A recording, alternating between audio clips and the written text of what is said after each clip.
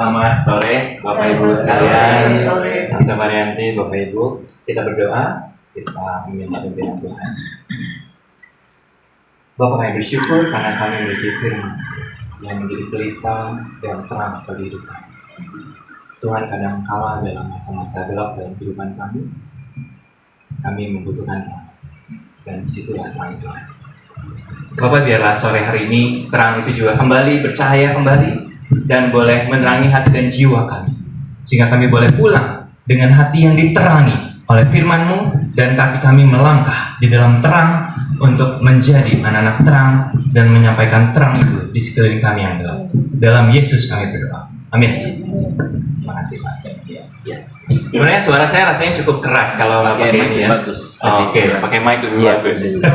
Terima kasih Tante Varianti sudah menyiapkan rumah dengan segala peralatannya, luar biasa Bapak Ibu ya. Amin. Tuhan memberkati biar rumah ini terus-menerus menjadi rumah doa. Amin. Diberkati siapa yang tinggal di dalamnya. Dan bersyukur Pak Jos ya tadi ya bisa berkunjung jauh-jauh ya Pak ke sini dan bisa bersama dengan kami. Selamat datang Pak, ini persekutuan wilayah Mangga Besar. Ini walaupun yang tinggal ada yang di daerah Angke ya, Pak Suta Angke, Pak Pinta Trate, Pak Kaifong Jelambar ya. Pekojan, Pak Narto Tambora, yang lain Mangga Besar. Cieli yang paling jauh. Ya, di BSD ya, saya sendiri di Mogot. Tapi kita berkumpul bersama karena Bapak Ibu sekalian punya sejarah di Mangga Besar ya, baik itu tinggal maupun kenal dan punya tempat di sini. Baik, mari kita buka dari satu bagian firman Tuhan Bapak Ibu sekalian dari Mazmur pasal 121. Oh iya, silakan sih. Mazmur 121. Sambil saya gunakan waktu, Bapak Ibu saya sudah siapkan bahan saya. Jadi Bapak Ibu bisa mengikuti sambil nanti Bapak Ibu bisa mau tulis-tulis juga boleh, mau baca-baca juga boleh. Oke, makasih Kak Bintang. Pak Anggap sekali kok, thank you. Baik, ini boleh diopkan. Ya, yang di sini silakan. Enggak apa-apa nanti. Oke, thank you. Ya. Baik. Saya juga ejaan baru Tante. Baik, kita akan baca bersama-sama dari Mazmur 121. Bapak Ibu sekalian, saya akan membaca bagian yang menjorok keluar. Bapak Ibu baca yang bagian yang masuk ke dalam ya. Oke, kita berbalasan. Mazmur 121. Nah, sayangnya ayat Alkitabnya saya tidak print. Jadi Bapak Ibu harus membuka Alkitab sendiri. Nah, ini biar tidak malas buka Alkitab Bapak Ibu. Kadang-kadang kita keenakan ya. Nah, Mazmur 121 ayatnya yang pertama sampai ayat yang ke-8. Saya baca yang menjorok keluar, Bapak Ibu baca yang masuk ke dalam. Sudah siap Bapak Ibu semua ya? Kalau di handphone muncul nggak? Nggak muncul ya? Yang mendorong ke dalam. Oh, beberapa versi muncul, beberapa tidak. Nah, itulah kelebihan Alkitab tertulis. Jadi kita paham kenapa ada Alkitab tertulis. Karena ada makna yang terkandung di dalamnya. Ya, makanya kita membaca bersautan. Gak apa-apa Bapak Ibu, nebeng aja. Kalau saya yang baca berarti Bapak Ibu nggak baca gitu aja. Kita akan ketemu. Mazmur 121, Tuhan penjaga Israel. Nyanyian ziarah. Aku melayangkan mataku ke gunung-gunung.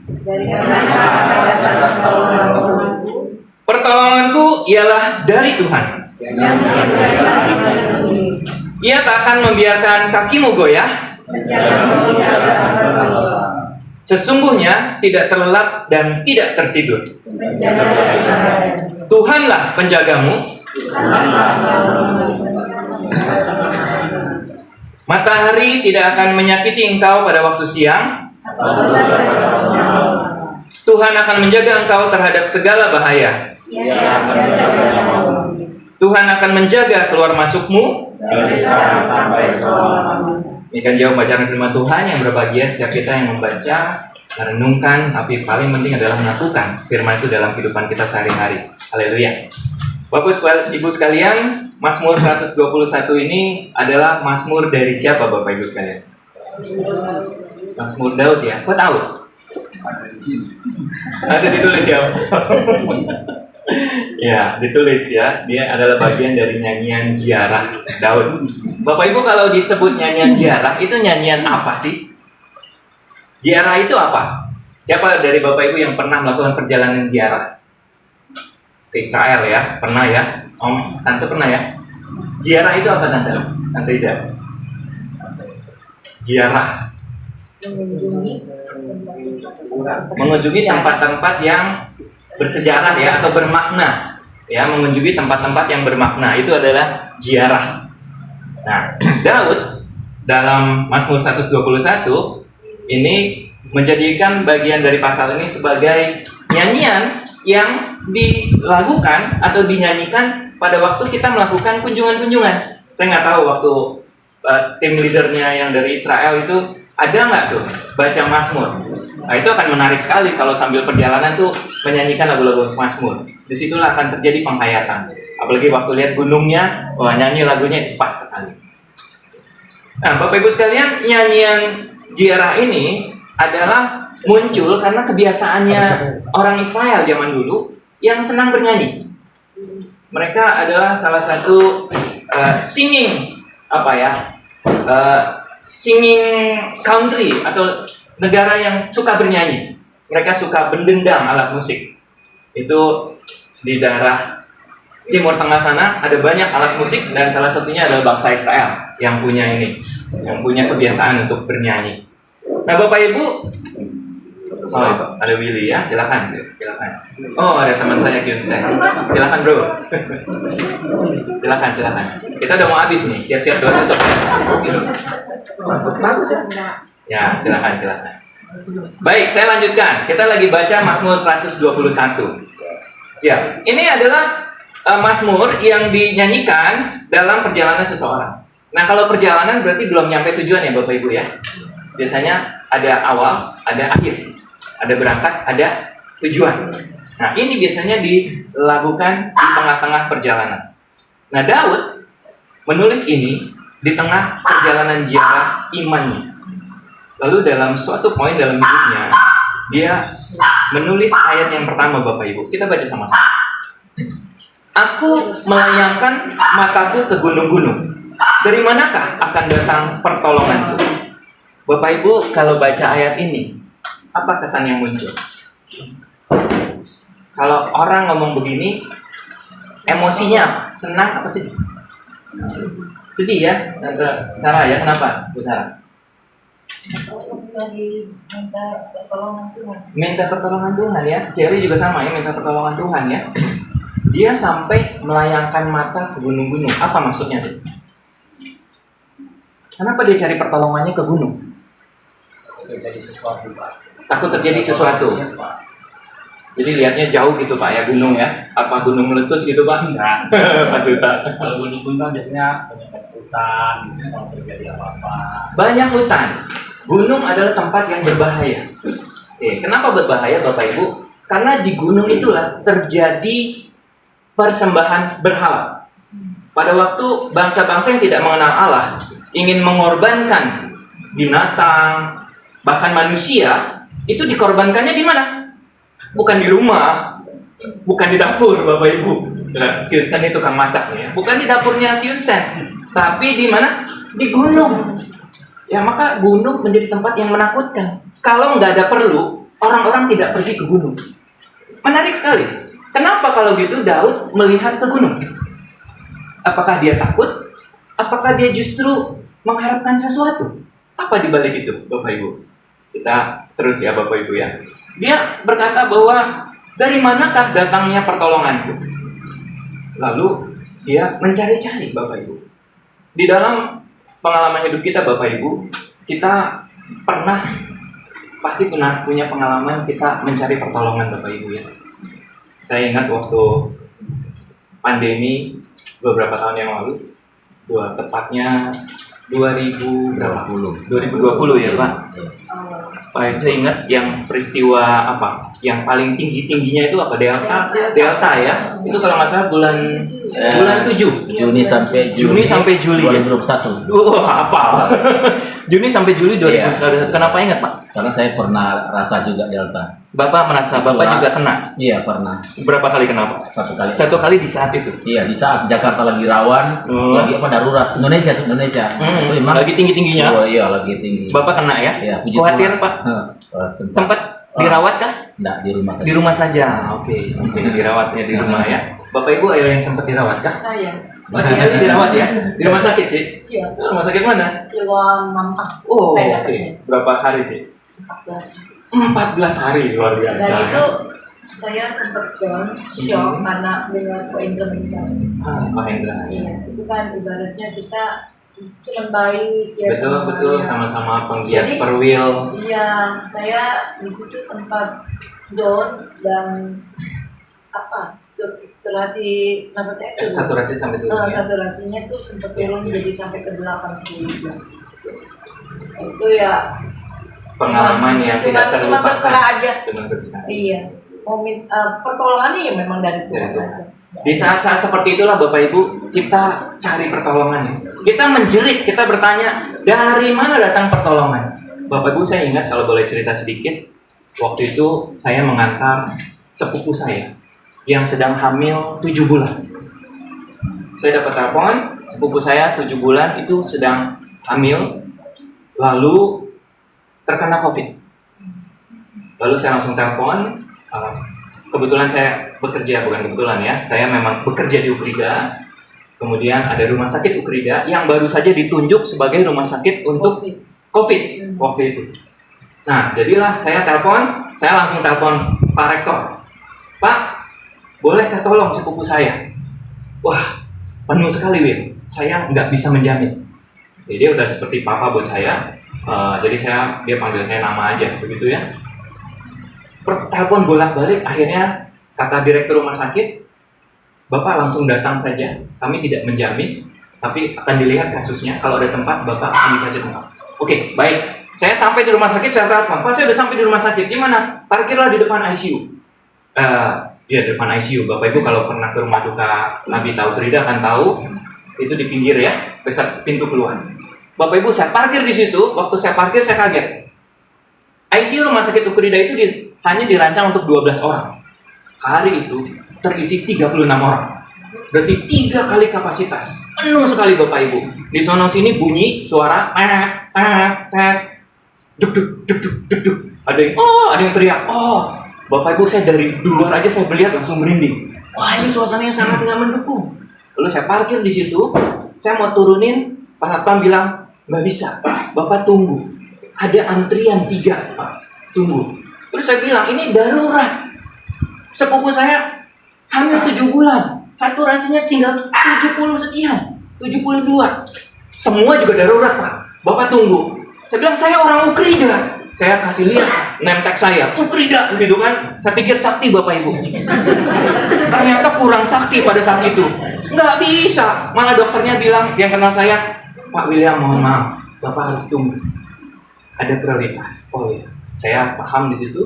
Saya tunggu, saya masuk ke dalam mobil, saya bilang tunggu sebentar ya.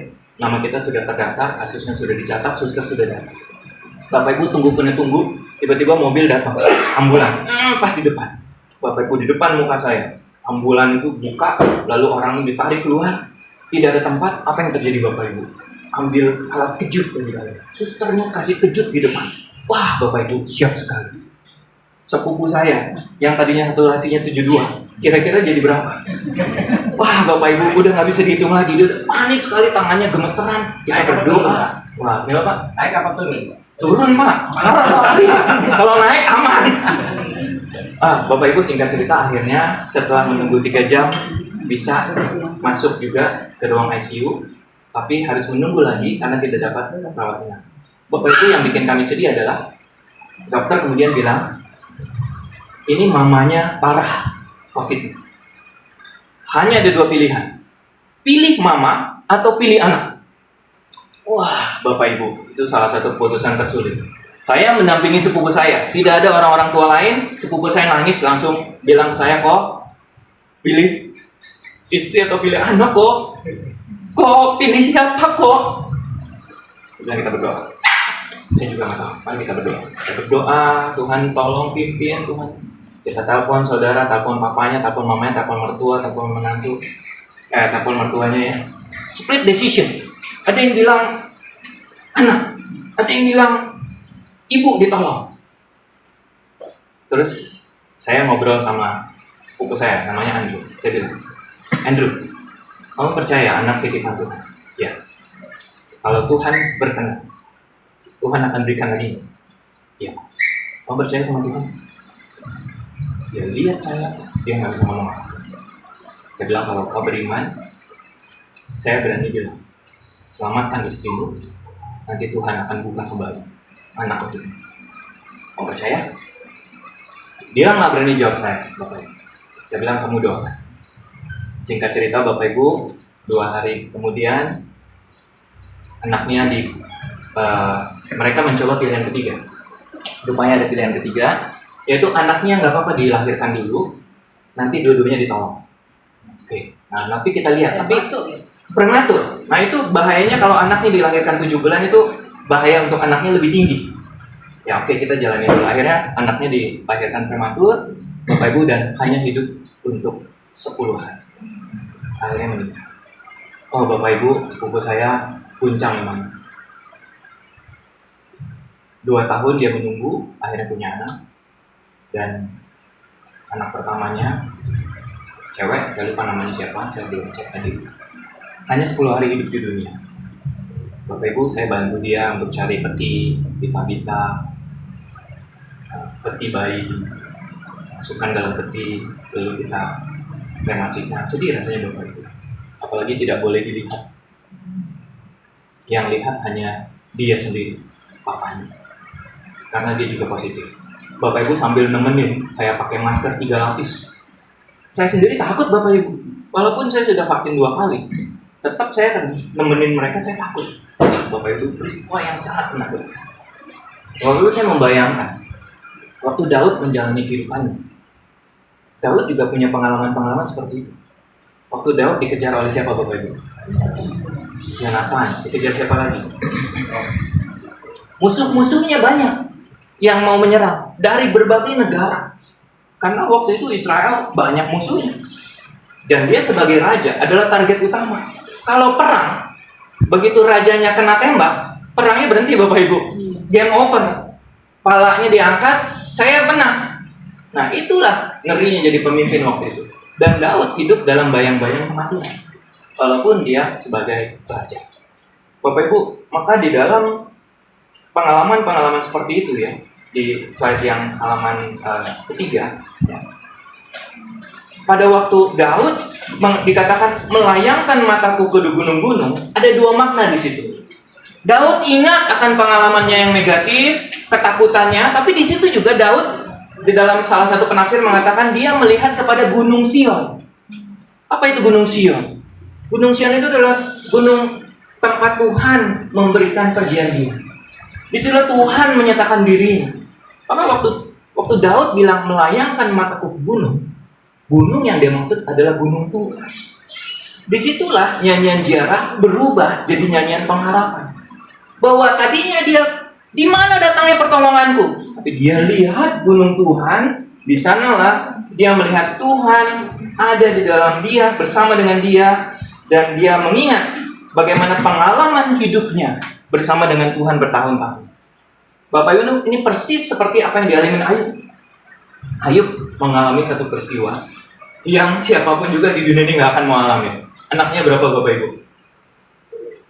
10 ya? Mati semua.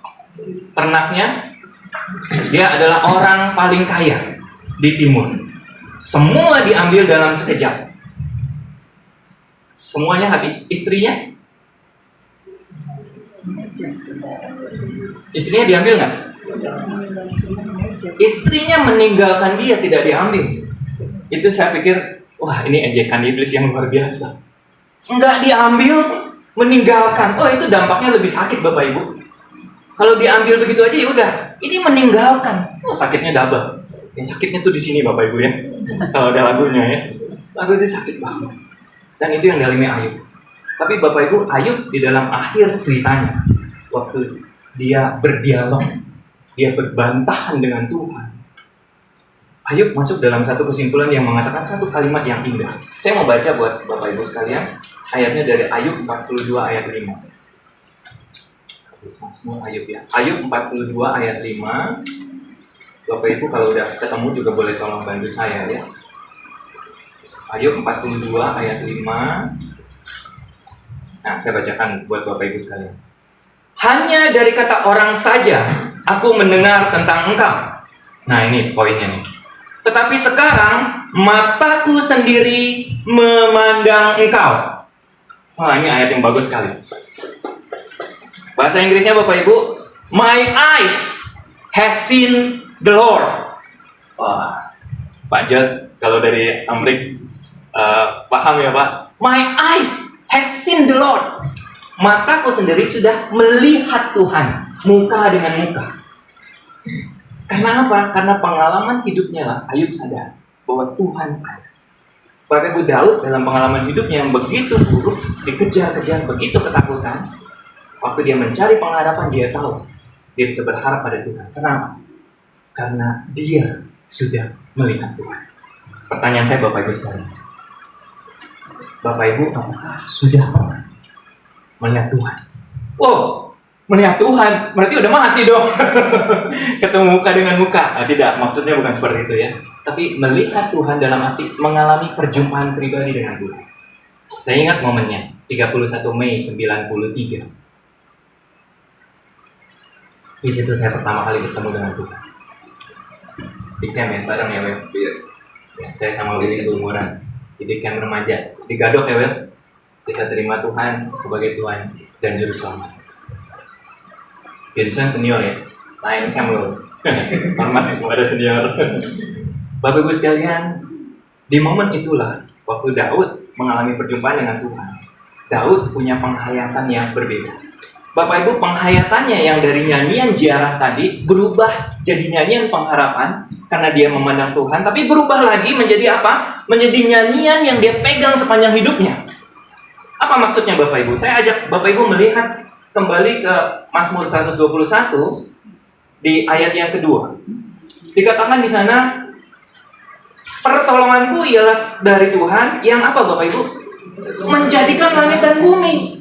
Kenapa Daud bisa paham bahwa Tuhan itu begitu luar biasa? Karena dia sudah melihat Tuhan yang dilihat dari ciptaannya, menciptakan langit dan bumi.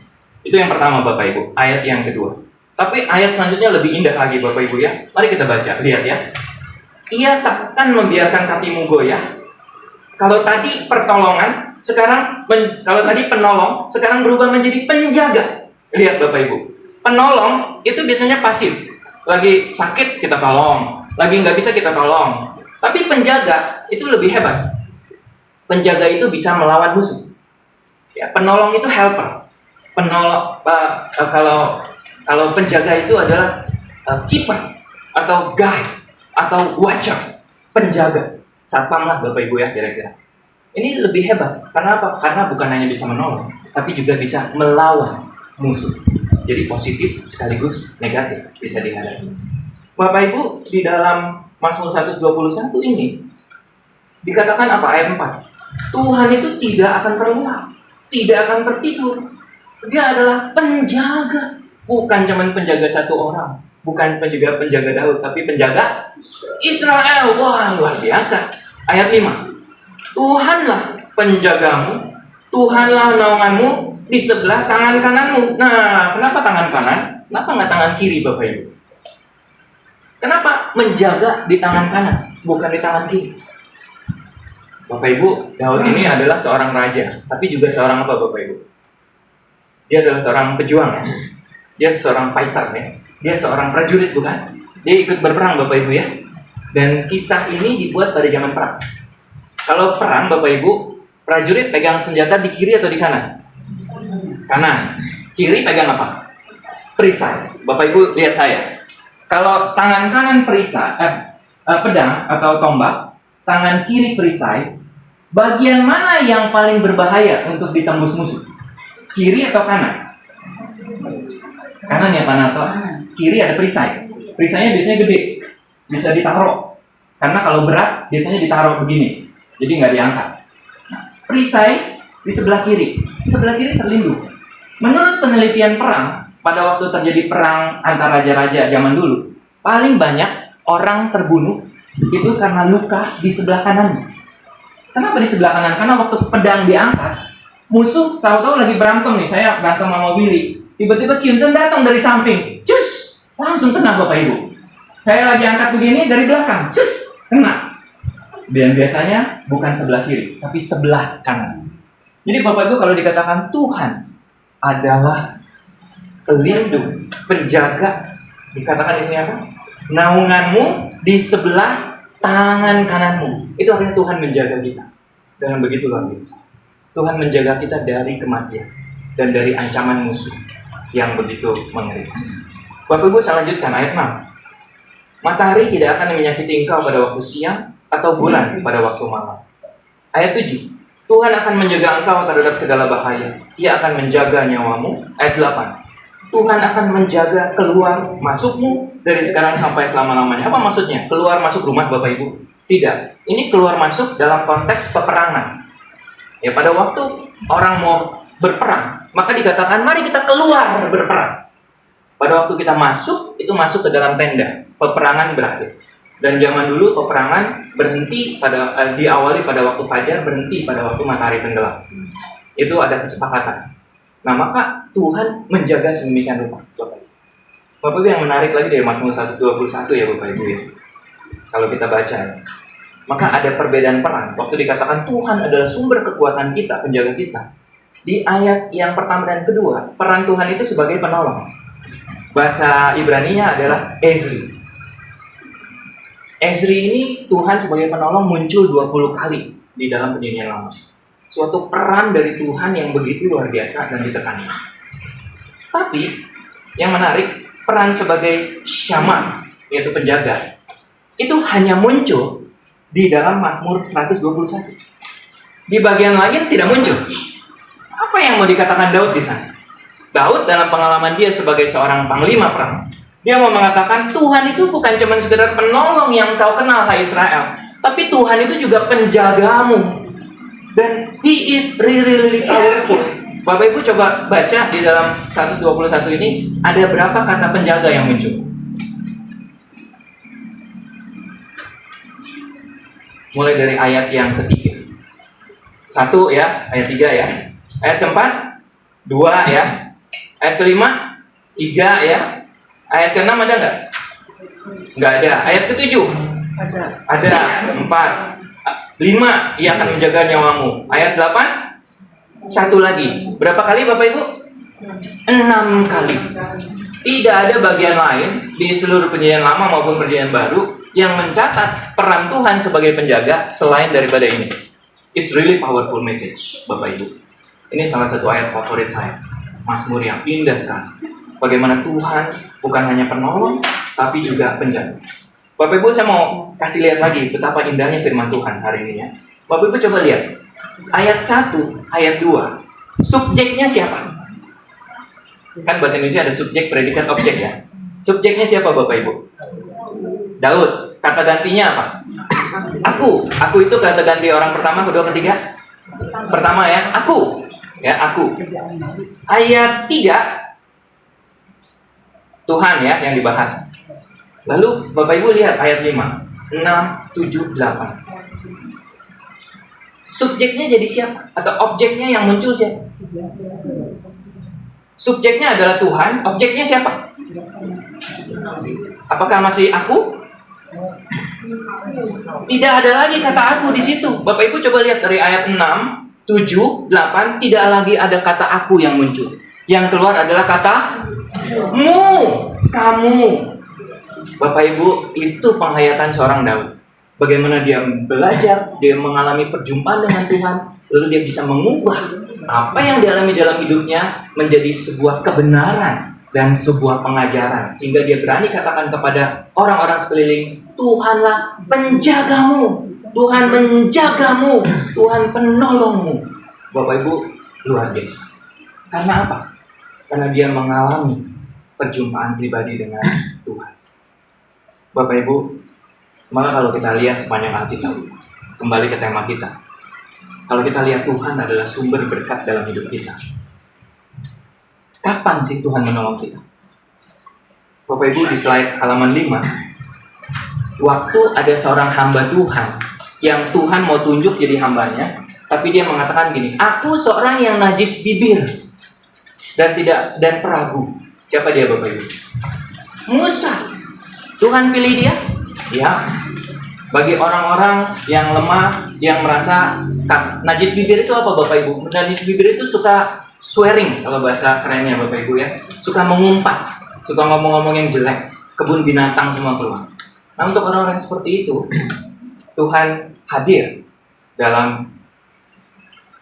pada waktu dia menolong Musa.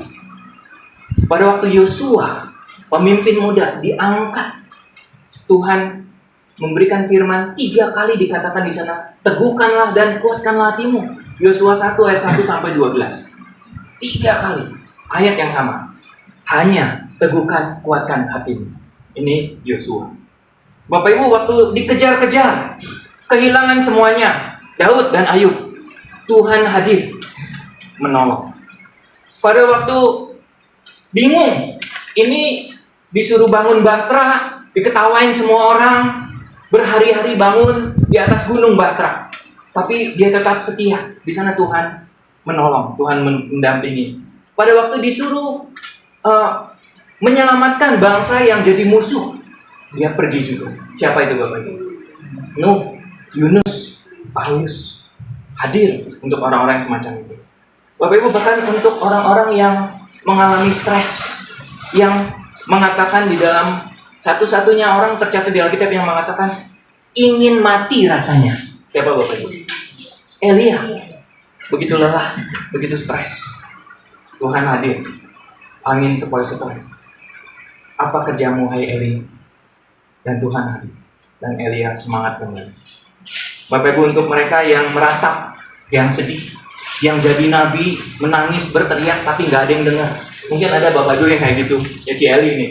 Ayo perwil. Kagak ada yang mau perwil ya. Kayaknya udah habis semangat. Ci Eli udah berapa tahun di perwil? 86. Kowir juga mungkin sama ya. Dari tahun berapa ini? Tokoh-tokoh perwil yang setia memperjuangkan. Pak Ferdi, yang dari perwil belajar II dulu Pak ya, saya ingat. Tahun berapa Pak? Om Seven. Tahun berapa belajar II? Tahun berapa Om belajar II Om? 20 tahun lalu mungkin ada ya? 20 tahun lalu. Rajin, saya ingat kita pernah pergi bareng keliling-keliling training II. Rajin melayani. Tapi kadang-kadang lelah, Tuhan hadir untuk mereka. Untuk mereka yang punya proyek besar, karena bangsanya, karena pintu gerbangnya udah hancur, tapi akhirnya Tuhan memberikan suatu visi dan Tuhan menyertai sehingga pintu gerbang Yerusalem yang terbakar itu bisa dibangun kembali. Tuhan hadir untuk Nehemia. Bahkan Bapak Ibu, untuk seorang yang menyangkal Yesus 3 kali dan menjual Yesus, di sana Yesus hadir untuk Petrus dan Yudas. Bapak Ibu, apa yang mau saya katakan? Tuhan adalah penolong. Tuhan adalah penjaga. Bapak Ibu, saya kalau khotbah ke perwil selalu ragu, nggak pede. Kenapa? Karena yang saya khotbahin orang tua semua, lebih tua dari saya. Ya, yang lebih muda dari saya paling Diana doang ya hari ini ya. Tapi saya ingat firman Tuhan mengatakan 2 Timotius 4 ayat 12. Jangan seorang pun menganggap engkau rendah karena engkau muda. Jadilah teladan dalam kasihmu, dalam imanmu, dan dalam kesetiaanmu. Bapak Ibu, Daud juga mengatakan demikian hari ini. Mari kita belajar dari Daud. Daud, awalnya dia mengatakan, dari mana Tuhan datang pertolongan? Dia seakan-akan mau berempati dengan kita. Seringkali dalam kehidupan kita mengalami ada saat-saat, aduh saya nggak tahu mau ngapain, kayak tadi cerita Ciali, seperti tadi cerita saya. Tapi di saat itulah, waktu saat-saat tersulit dalam hidup kita, Bapak Ibu, amin nggak? Di saat-saat itulah kita lihat Tuhan. Betul nggak? Di saat-saat itulah Tuhan hadir, Bapak Ibu. Di saat-saat yang tersulit dalam hidup kita, di sana Tuhan ada. Dan Tuhan tidak pernah jauh. Bapak Ibu, apa yang membuat peristiwa kematian sepupu saya itu begitu berbekas bagi saya? Karena setelah itu ceritanya nggak finish, Bapak Ibu. Sepupu saya anaknya meninggal 10 hari kemudian. Tapi yang lebih berat adalah bagaimana menjaga sepupu saya ini, si ibu ini, istri sepupu saya, menjaga dia supaya tetap hidup. Itu yang lebih sulit. Karena Bapak Ibu, obatnya berapa duit Bapak Ibu? Kalaupun ada, mahal sekali. Saya lupa namanya apa ya, 3 jenis obat yang totalnya itu bisa sampai 300 juta Bapak Ibu. Luar biasa. Kalaupun ada uangnya, nggak ada obatnya. Bapak Ibu, saya bersyukur, cari sono, cari sini, telepon Ci Feli, tukang obat kan dia ya, Dokter Feli. Cari, gereja kita nggak ada, cari sono, cari sini. Bapak Ibu, dapat telepon dari dokter di Ukrida, kami ada obat tersebut. Tapi Bapak harus bayar cash. Berapa? 300 juta. Sembuh untuk dosis. Saya bilang, ada jaminan sembuh nggak? Belum ada Pak, belum ada penelitian. Lalu kalau nggak sembuh gimana? 300 juta. Saya sampaikan itu kepada sepupu saya, dia sampaikan ke bapaknya, sampaikan ke mertuanya. Mertuanya jawab gini, berapapun biayanya, saya bayar. Saya nggak tahu duit dari mana Bapak Ibu ya. Tiba-tiba lah mengalir ke rekening yang ada dari Rumah Sakit Ukrida, mengalir. Obat saya terima, gemetar Bapak Ibu, saya pegang. Itu obatnya dalam es. Ada safety boxnya gitu ya, S3 gede. Terus saya bilang, ini obat mau diapain? Harus masuk kulkas. Kalau enggak, meleleh. Waduh, di rumah kulkas penuh lagi ya. Gimana caranya? Gak apa-apa, kamu bawa aja dulu ke rumah. Waduh, ini 300 juta men, dalam bentuk obat. Bapak Ibu, singkat cerita, akhirnya istri dari sepupu saya tertolong. Dan akhirnya Tuhan memberikan pemulihan. Setahun yang lalu, 6 bulan yang lalu anaknya lahir. Normal, sehat, cantik, cewek juga. Bapak Ibu, tapi cerita belum berakhir. Bapak Ibu, ini cerita terakhir. Setelah ini saya kasih Bapak Ibu kesempatan ceritain. Bapak Ibu, waktu Bapak Ibu sebagian tahu ya, saya baru punya anak Bapak Ibu. Anak saya yang pertama umurnya udah 13. Anak saya yang kedua beda 13 tahun. Hari ini dia 4 bulan 5 hari. 18 April lahirnya. Bapak Ibu, waktu 18 April harusnya dokter bilang lahirnya itu 20 April. 2 hari sebelum lebaran. Kami udah hitung-hitung waktunya supaya waktu lahir tuh aman, dokter jaganya ada, jadi nggak usah khawatir kalau ada apa-apa. Tapi Bapak Ibu, tanggal 18 istri saya mulai merasa nggak enak lah ya. Saya juga sama. Nah, lalu istri saya mulai demam, panas. Anak saya sudah demam tinggi. Lalu saya mulai berdoa, jangan-jangan ini gejalanya persis seperti COVID Delta, Bapak. Apa yang terjadi? Telepon ke dokter. Kebetulan karena saya kenal dengan dokternya di Rumah Sakit Ukrida juga, kami telepon. Dok, ini begini-begini gimana? Dokter bilang, ini jangan anggap enteng. Bapak langsung masuk IGD di sana, bilang, ini harus periksa COVID langsung. Bapak Ibu diperiksa. Setelah periksa, istri positif, saya positif Bapak Ibu. Pengalamannya sama di mana? Rumah Sakit Ukrida. 2 tahun lalu, bulan Juli, awal Juli Pak, awal Juli di Rumah Sakit Ukrida. Ruangan yang sama, tempat yang sama, istri saya terbaring di ranjang yang sama dengan istri sepupu saya. Kira-kira kalau jadi saya gimana? Kondisinya sama-sama hamil, sama-sama COVID. Wah, Bapak Ibu, saya langsung WA Pendeta Lina, WA Pendeta Deborah, WA Pendeta Pak Marto, cerita ke majelis jemaat grup, tolong doakan. Saya gentar sekali, saya takut. Tapi kemudian saya ingat, Tuhan menjaga, Tuhan menolong. Saya berdoa sama istri saya, kita berlutut, Tuhan tolong. Kita berdoa bersama-sama. Bapak Ibu sekalian, singkat cerita, dioperasi hari itu juga.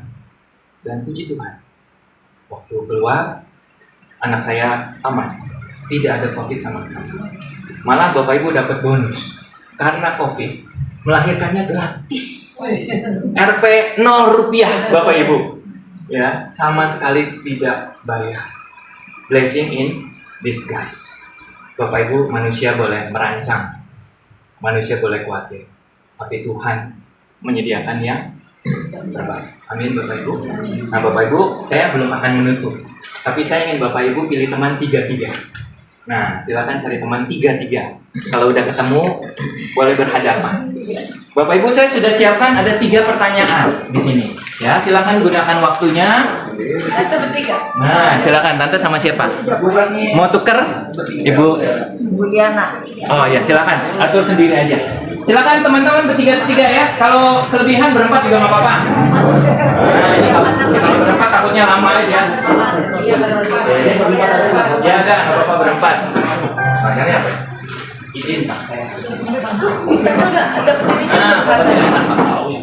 ini udah dapat belum? Ya. Bapak Ibu, apa yang mau diceritain? Ya, yang diceritain Bapak Ibu di halaman 3 bagian bawah yang ada gambar 3 ini. Kelihatan ya, yang ada gambar 3 ya.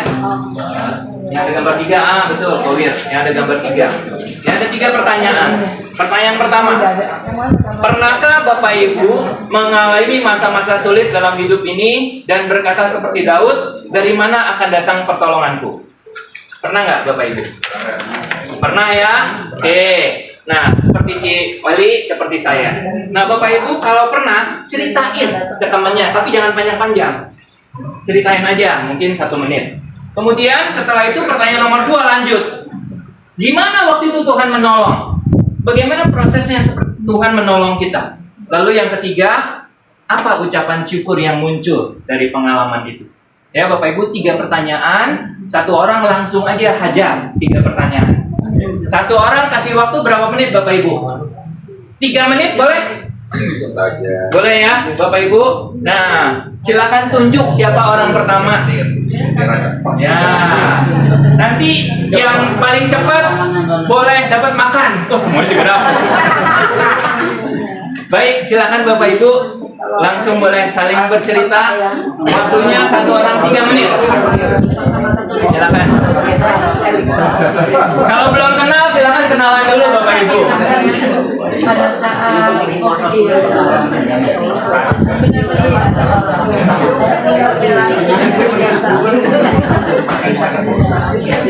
tidak boleh ada yang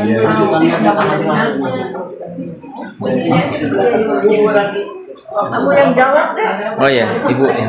Saya akan kasih waktu ya Bapak Ibu. Kalau orang pertama sudah habis waktunya nggak usah video. Ya, orang pertama waktunya cuma boleh 3 menit. 3 menit. Jangan lama-lama. Jangan lama-lama. Ya, udah mulai nih orang pertama nih, orang pertama. 3 menit. 3 menit. Ada rasa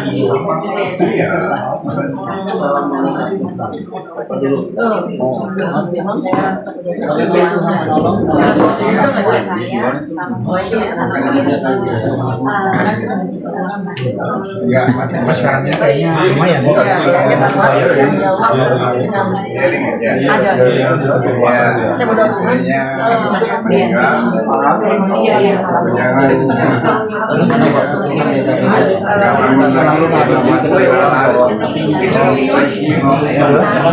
Ya, awalnya ya makan sendiri, dari atas. Apa? Lanjutin.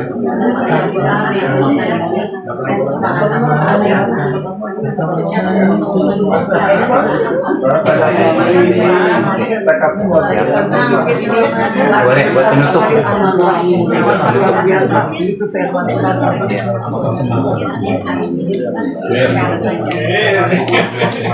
Udah selesai. 2 menit lagi, orang pertama selesai. 2 menit lagi.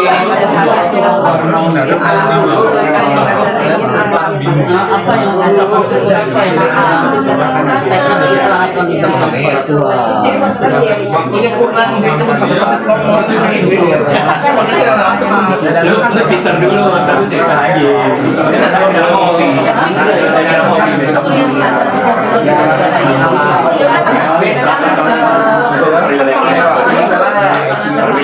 Meninggal juga. 1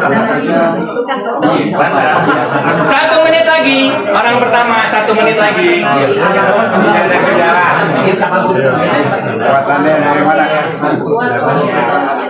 Dari teman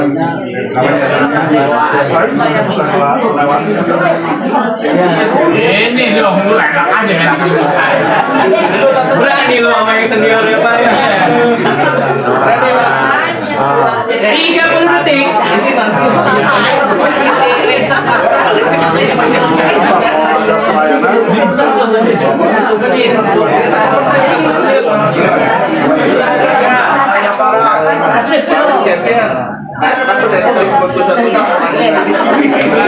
Lima belas detik. dia ada uang, korbanin diri, 5, 4, 3, 2, 1 habis. Ganti orang kedua. Oh ya udah. Orang kedua. Selesai nggak selesai ganti. Jadi ini boleh lebih dikit 3 orang. Jadi kan gini. Ganti orang kedua. 1 kali. Dan udah cerita ya. Udah selesai. Udah selesai boleh saling berdoa. Orang kedua. Tapi itu benar. Itu benar.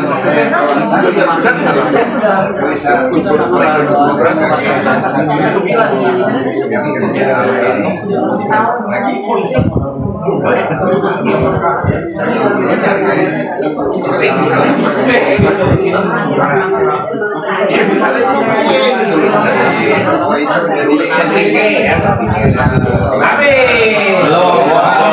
Masih panjang.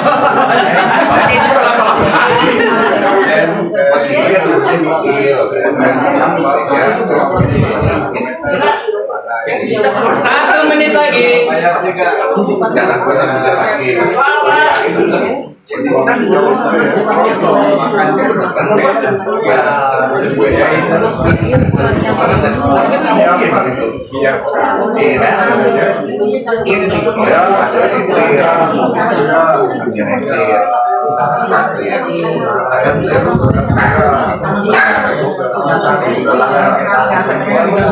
Tiga puluh detik. Lagi kan pas.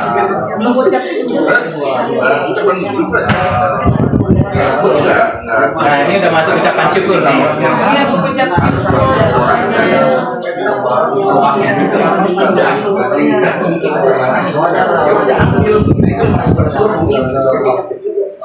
Lima, 4, 3, 2, 1 selesai. Orang ketiga.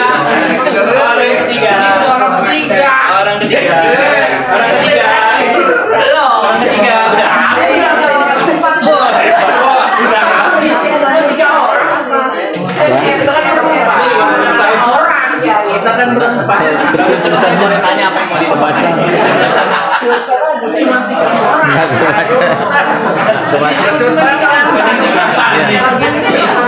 Bisa iya. Dia yang bawa. Yang bro Belias bisa. Bro yang bawa. Tapi dia besar anugerah penutup. Besar anugerah penutup.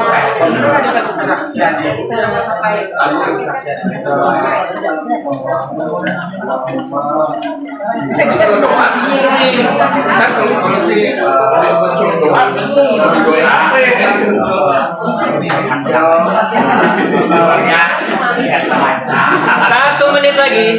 Oh, 1 menit lagi yang ngomong terus.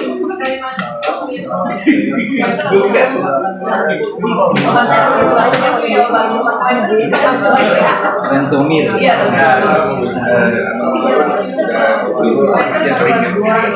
kalau 3 menit kita dikasih dulu ngomong apa gitu. Kan sama dari kecil. Jadi hitung dulu. Kita apa? Bingung. sampai datang ke sini. Yang ini takut kita kan begitu. Ada juga yang Ini juga kenalan dulu. Berapa tahun mau datang? Udah capek nih. Tapi soalnya ya, justru karena dia tidur sama saya. kayak jembatan. Cuma saya udah Nggak tahu berapa ya ini jalan. Gua tahun juga pernah. 10 detik. Nah, 10 detik lagi lo ngomong itu 10 detik. Boleh perpanjang dikit Pak. Iya, masih panjang. 5, 4, 3, 2, 1. Orang terakhir. Habis. Orang terakhir. Orang terakhir.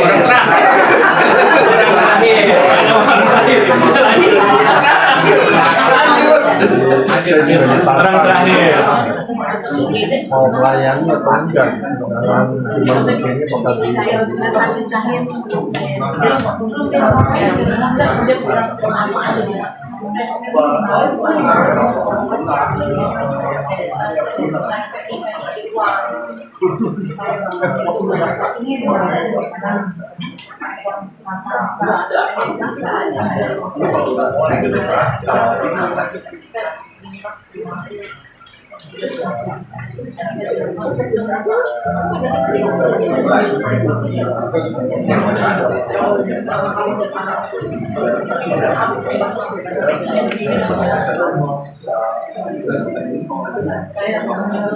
Satu menit lagi.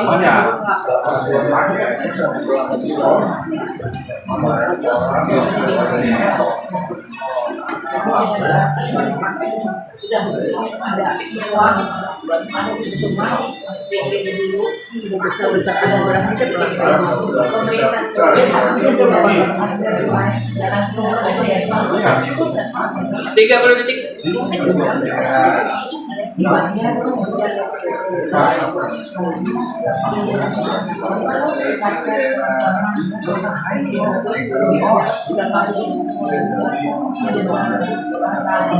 Lima, 4, 3, 2, 1. Ya, Bapak Ibu, waktunya habis. Waktunya habis. Oke, masih seru. Bapak Ibu, terima kasih sudah berbagi.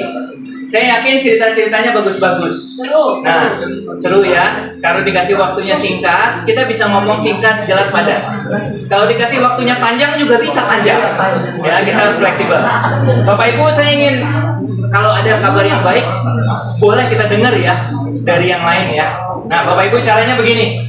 Bapak Ibu kan udah dengar cerita teman-teman tadi ya. Nah, menurut Bapak Ibu yang paling memberkati Bapak Ibu yang mana? 1, 2, 3 angkat tangan Bapak Ibu. Angkat tangan ke atas semua. Boleh angkat tangan Bapak Ibu ya. Lihat teman di dalam kelompok. Lihat teman di dalam kelompok. Ingat tadi ceritanya apa? Ya. Lalu ingat satu cerita yang paling memberkati Bapak Ibu. Tunjuk orangnya. 1, 2, 3. Tunjuk. Pak Suta. Di sini siapa? Om Yusuf. Di sini? Celi. Di sini? Nanti Ida. Oke. Ada juga. Tante mau cerita juga?